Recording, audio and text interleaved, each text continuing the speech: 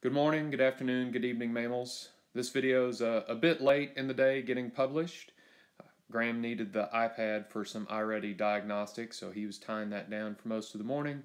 But anyway, it's getting pushed out on Thursday, April the 22nd, and it is our last video of new content. So sort of happy, sad there.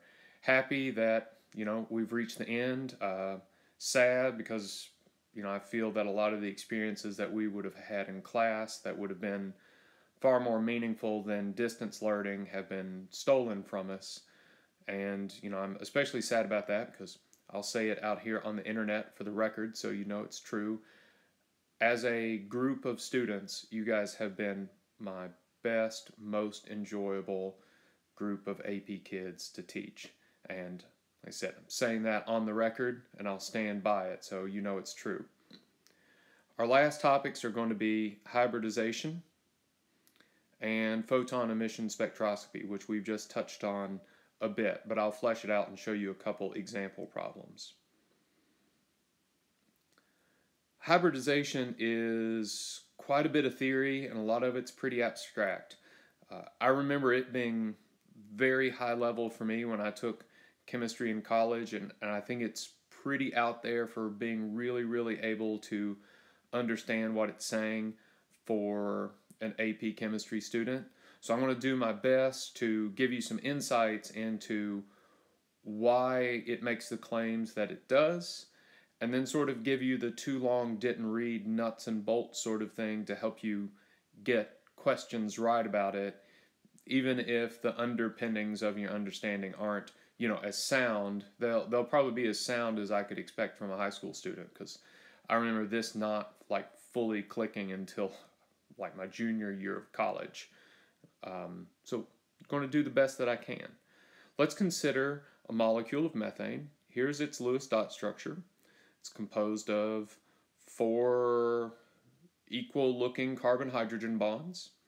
Here's its molecular geometry. It would be a tetrahedral geometry with a bond angle between all of these bonds of 109.5 degrees. So for all our ways to measure this, these bonds are identical. Let's see how that could become the case. I'm going to do the orbital notation for carbon's electrons. 1s, 2s, 2p. Carbon has 2 in the 1s, 2 in the 2s, and following Hund's rule, I'm going to put the 2 electrons that go into the 2p into different orbitals. And it has to bond with 4 hydrogens. So I'm going to be putting the electrons coming from the hydrogens that would be forming these covalent bonds. Remember that each of these covalent bonds is composed of 1 electron from a hydrogen and 1 electron from a carbon and 1 electron from a hydrogen. So now I'm going to draw in blue the hydrogen electrons. So here are 2 electrons sharing the same orbital. That's where the name covalent comes from. So that's 1 bond. Here are 2 more sharing another orbital, so covalent. The other 2 I would have to put here. But this can't be right because these electrons would both be hydrogen. So it wouldn't be hydrogen bonding with carbon, it would be hydrogen bonding with hydrogen. And this would indicate that we would have something like a carbon bonded to 2 hydrogens and hydrogen bonded to another hydrogen.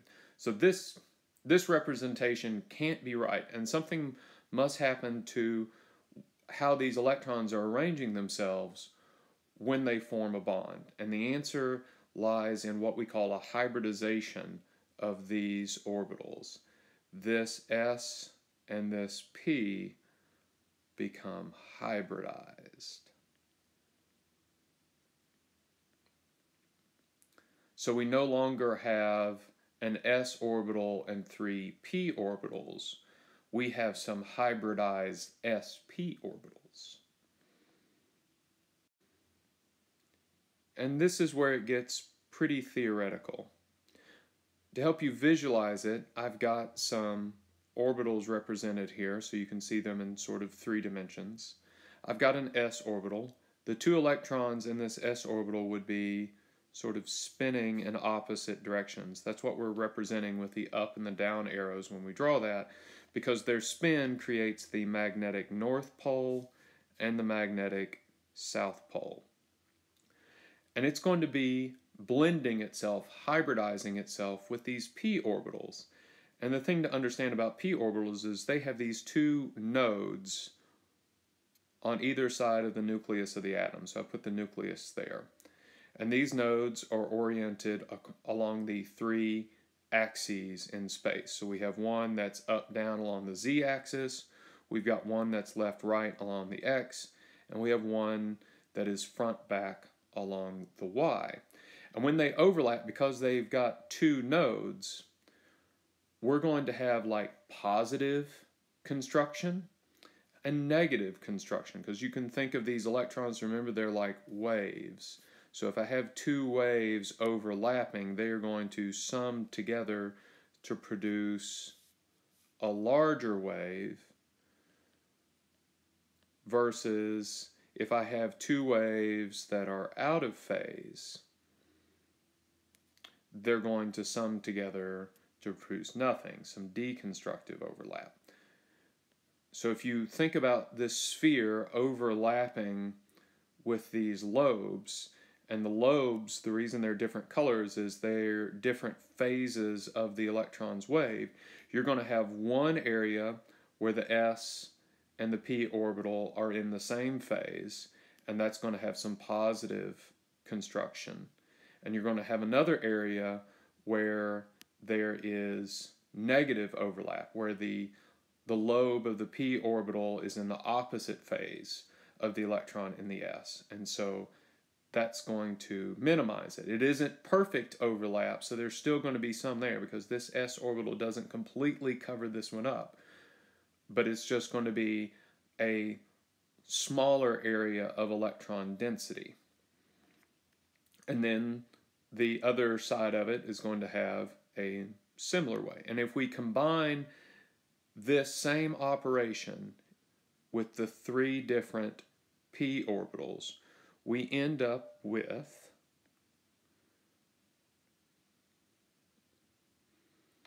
four different sp3 orbitals. We call them sp3 because I'm blending the s with all 3 p orbitals. So combined, if we had some really advanced mathematics, we could add up these waves. It would be like summing 3-dimensional sine waves to find where they add, and we would get these 4 orbitals that have an angle between them of 109.5 degrees. And so it sort of looks like this. This is as much 3-dimensional as I can get, showing there's the nucleus, and you would just have to think of these sort of superimposed with each other to where you get this sort of spherical looking, but it has areas of the most density that are that 109.5 degrees apart. And that corresponds with what measurements of the molecular's geometry actually produce. And I can show that to you with the orbital notation. So we've taken there's the 1s. It's not going to be involved. It's not involved in bonding. And I'm taking the 2s and the 2p. So this would be a non-bonding carbon atom, unhybridized. And we're going to hybridize this into the 1s. Again, we don't care about him. He's not doing any bonding.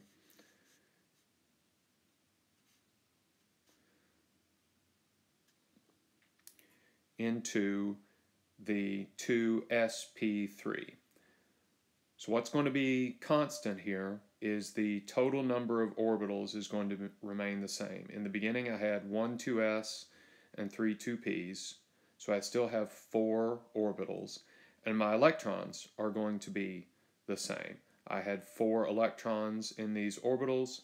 I'm going to distribute 4 electrons in these orbitals following Hund's rule, not pairing them unless I have to, and then I'm going to have space for those 4 bonds with hydrogen. And this is the hybridization of carbon's normal electron orbits into an sp3 hybridized orbital.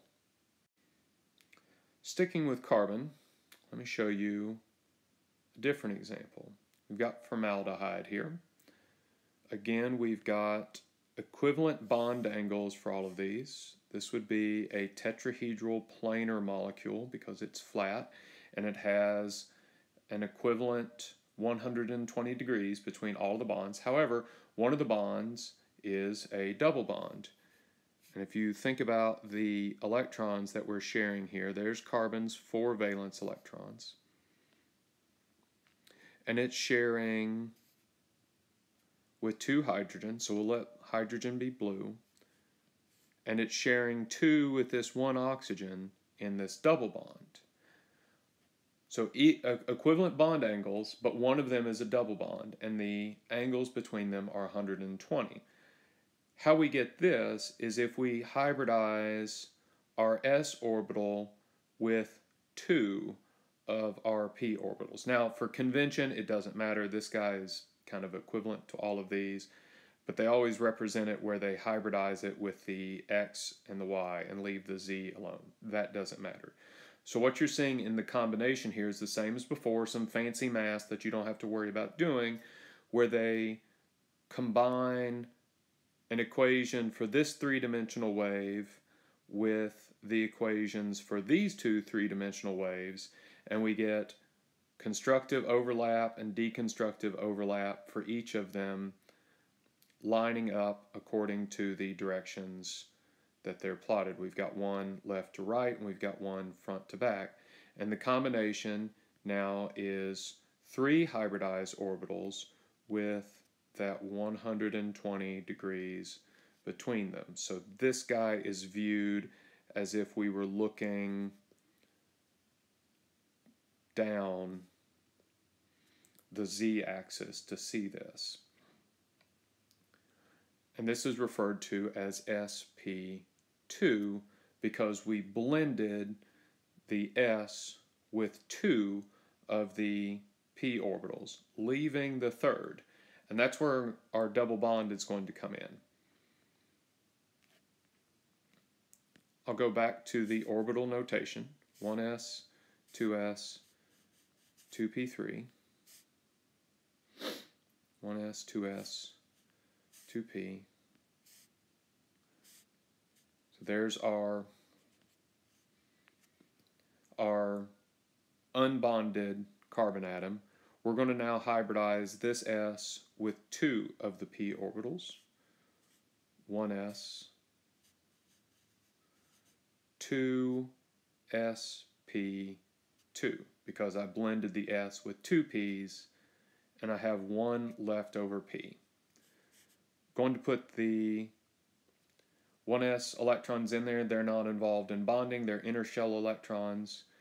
We're going to distribute these 4, though, not just among the sp2, but among all of them. These are still second shell orbitals that are roughly equivalent in energy to each other, so I can share them between all 4 of these, following Hund's rule, so don't pair them unless I have to. So there are those. Now I'm going to put in hydrogen's electrons, bonds to 2 hydrogens, and then oxygen's electrons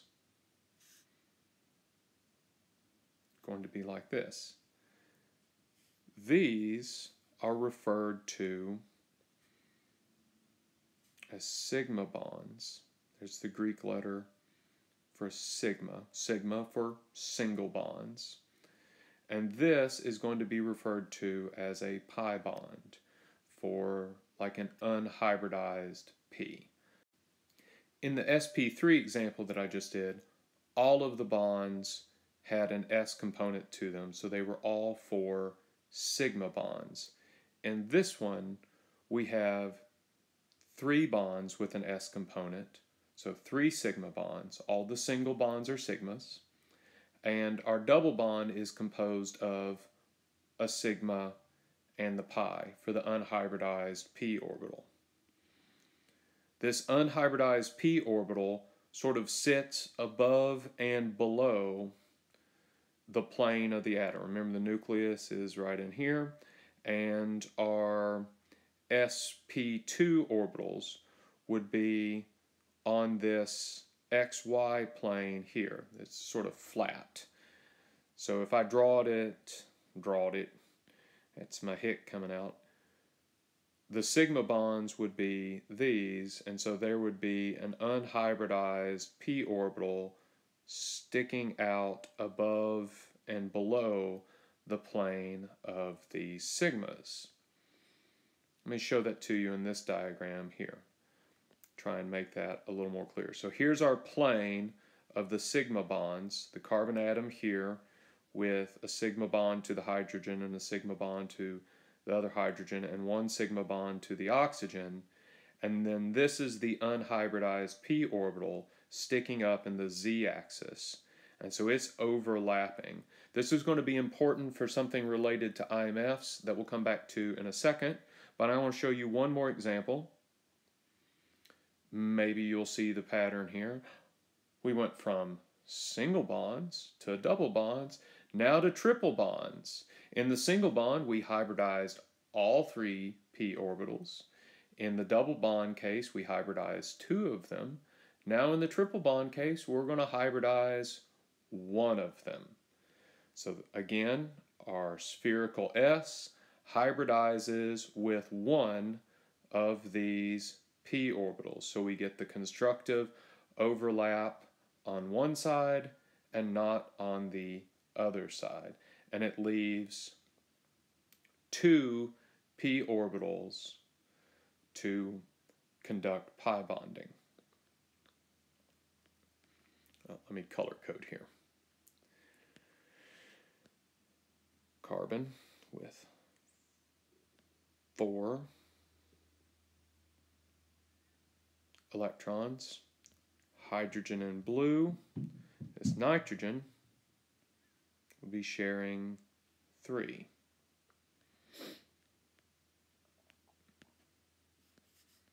One S, 2S, 2p3, Hund's rule. Hybridize 1 of my p's.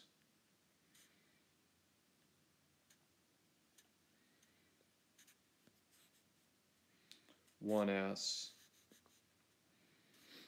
2 sp, because I'm hybridizing 1 of the p orbitals, remaining 2 p orbitals unhybridized. Non-bonding 1s electrons. Hund's rule applied to all of the second shell orbitals.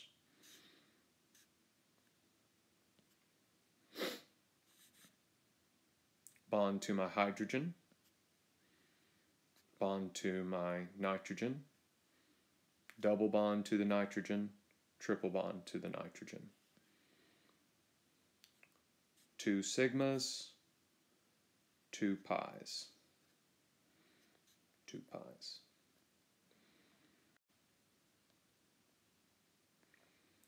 And this is showing that also there's the sigma bond, and now we would have the p orbital above and below, and we would also have a p orbital front to back that is unhybridized, and those are creating our 2 pi bonds between the 2 unhybridized p orbitals. Okay, Mr. Edwards, that was really long, and you promised to sum up, not so abstract, help me get the test questions right. kind of scheme for this, and this is what it is. The S plus the number of P's is equal to the number of electron regions. And the electron regions are bonds, and it doesn't matter whether it's a single, double, or triple bond. That counts as one region. What I left off here, so I'm going to emphasize, is the lone pairs count as an electron region as well. That's all you have to do, is to count those up. And the S plus however many more that you need is how much you put on the P for your hybridization. If the test asks you about the nitrogen in that last example, it would have 2 electron regions.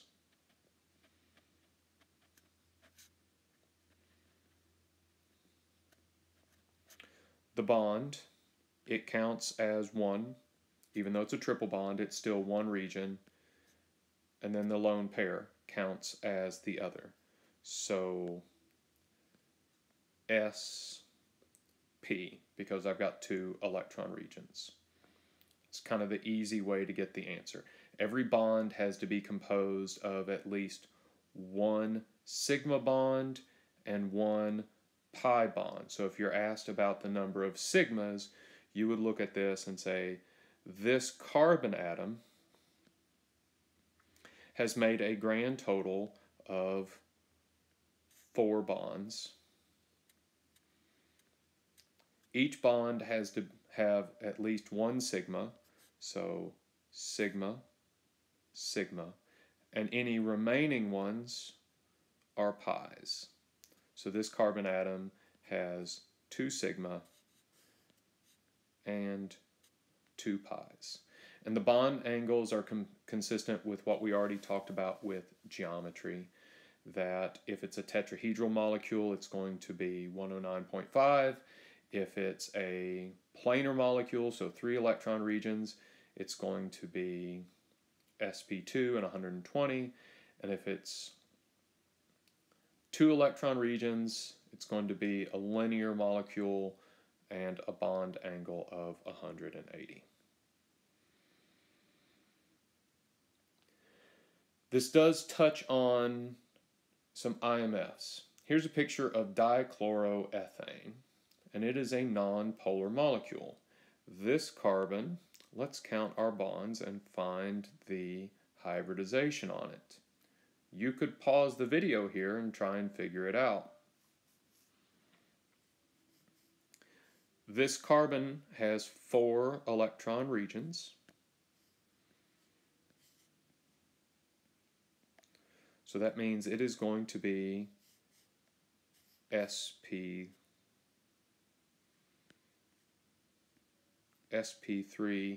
hybridized, and it's going to be composed of all sigma bonds. It has 4 sigma bonds. Sigma bonds, because they don't have the above and the below component to a pi bond. See, this pi bond is connected above and below. That sort of like forks it and locks it in place. A sigma bond like this one only has a component on the axis of the bond, so it is free to rotate. So this carbon-carbon bond is free to spin in space.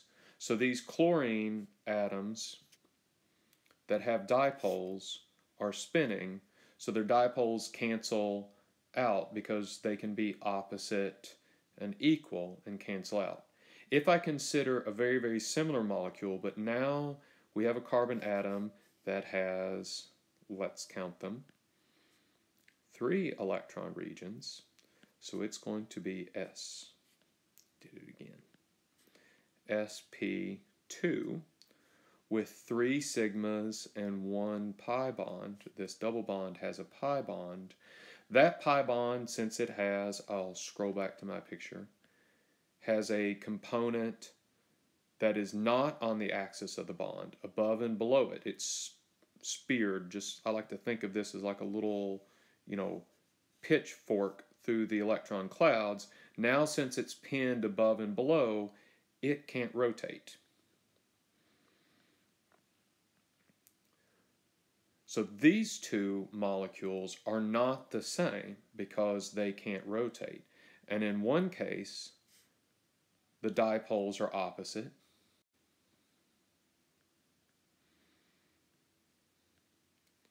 While this molecule is polar, because the pi bond would hold them on the same side and we would have a net dipole because they're both going up. This brings up a vocab term called isomers. These molecules have the same formula but a different arrangement in space. And so they are referred to as isomers because this arrangement in space has important differences between them, because in one place they're locked into an arrangement where the dipoles cancel, and in the other they're locked into an arrangement where the dipoles sum. So hybridization may be related to explaining some intermolecular forces, and you would just have to think about that if the bond is free to rotate because it's sigma bonds versus if it's not free to rotate because of pi bonds. Wrapping up here, photon emission spectroscopy is what its name implies. Photo means light, emission means emit, and we're going to be emitting electrons. We're going to be shining light, which carries energy, and that energy may be enough to overcome effectively the ionization energy that an electron is bound to the nucleus with, essentially overcoming our effective nuclear charge. When it's asked in these problems, it's usually referred to as the binding energy, how much energy that electron is bound with. And the further the electron away is from the nucleus of the atom, the weaker that is. And you would understand that if you thought about the effective nuclear charge. The electrons out here on the outside of the atom see a lot more shielding, which reduces our effective nuclear charge. This 0 here would represent an electron on the edge of the cloud, on the very edge of that atom to where it takes no energy to remove it. So 0 is going to be like our hard stop on this. The way to look at this is the ones with the higher binding energy are going to be our more inners, and the ones with the smaller are going to be our valence. And the peaks typically don't come labeled with how many electrons that they have, but they're going to be proportional. So I would look at this and I would say this peak is 50% bigger than this peak. So it represents 50% more electrons. And it's at this point I have to use logic. I would have to say if these are all of the electrons, the most inner electron must be 1s2. So this height must correspond to 2 electrons. This one is also going to be 2 electrons because it's going to be the 2s2. Now I'm going to have to use some logic to figure out the last one here. I'm going to erase some of this to get some room. So I know if this one is the 2s, this last one is going to be the 2p, but 2p how many? Well, I know it's 50% bigger than this one. 50% bigger than 2 would be 3.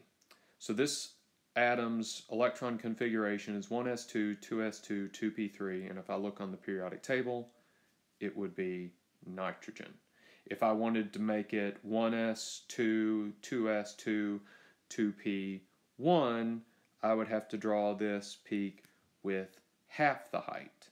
If I wanted to make it 1s2, 2s2, 2p6, then this peak would have to be 3 times as high. And that's how to interpret these, is The logic will tell you that the most inner one is probably going to be your 1s, unless for some reason it's such a huge element that they've cut it off and they're only showing you the valence electrons. But the most inner of the valence is probably going to be an s orbital, and its height is going to be equal to 2, and go from there. We'll do one more example. When I see these, I look at the units, I determine the smallest one, so I know that that is my valence, my highest shell, and then work backwards from there, because that tells me which side is my inner. This is going to be the most inner electrons, because it doesn't say that this is only valence electrons, it says that this is everything. So 1s2, which means this must be 2s2, this must be 2p, and it's 3 times as high as this one, so it's 2p6. This must be 3s2 and 3p6. This must be 4s, and it's equal in height to all of the other s's, so it's 4s2. Easy peasy. I write the configuration, I go to the periodic table, I find that that is calcium. The last thing it asks is to calculate the wavelength in meters needed to remove an electron. That is the light that would have this amount of energy. On your formula sheet, you have 2 equations. This is from an FRQ from last year, and some kids dropped the ball on it because they forgot that they had access to these equations. I highly doubt that you're going to have to do it this year, because they said like no nitty-gritty calculations. But know that these equations are there should you need to refer to them, even if you don't have to fill numbers into them. This one is for energy. I'm going to zoom in because I'm running out of room. Energy. This is a constant known as Planck's constant. It's a big, awful number, which is why I doubt that you will have to plug it in. It's 6.626 times 10 to the negative 34th joule seconds. Like I said, based on the no nitty-gritty calculations, I doubt you'll have to do this. This guy is frequency in hertz, which is cycles per second. This is how we get energy out of this, because you're multiplying a joules times a second times a per second. The seconds cancel, and it leaves you with energy. They wanted wavelength, so I would have plugged in the binding energy for E, solved for frequency, plugged in my frequency into this equation,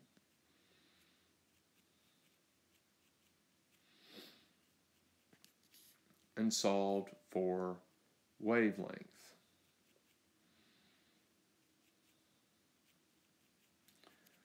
And this is speed of light, which is another constant.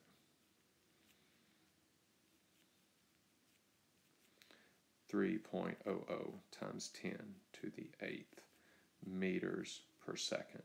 The units on the wavelength for this would be standard units, would be in meters. This was such a pain in the butt problem. Like Carter was the only one that got it, because then you would have to convert meters into nanometers. And like I said, it's just a bunch of formula math with unit conversion slapped onto the end of it. I hated it. I hope that you do not have to do anything like it. It would not surprise me if you had to interpret a photon emission spectroscopy graph. It's been on the exam as part of the free response question the last 2 years. So anyway, that does it. I know it was a whole lot of stuff today, but breaking it down, these are really easy once you know how to interpret them. You just basically start with the 1s, or if it's the valence, you start with some s and work progressively till you get to the end of it, noting the relevant heights. And then remember the easy peasy takeaway on the hybridization. is that all you have to do is count the number of electron regions, which includes lone pairs, but don't count your multiple bonds as extra. And the S plus however many more you got slides onto your P to get your hybridizations. And to count sigmas versus pi's, every bond contains one sigma. Anything else, be it a double or a triple, is pi's. So I'm going to wrap it up from there. I don't think I have anything to assign today because I'm getting this posted late and it's 35 minutes long, which is plenty enough. So I'll let it stand, and I'll get in touch with you next week about when we're going to carry out our mock exam. So as always, take care of yourself and others, practice good hygiene, and I'll see you on the flip side.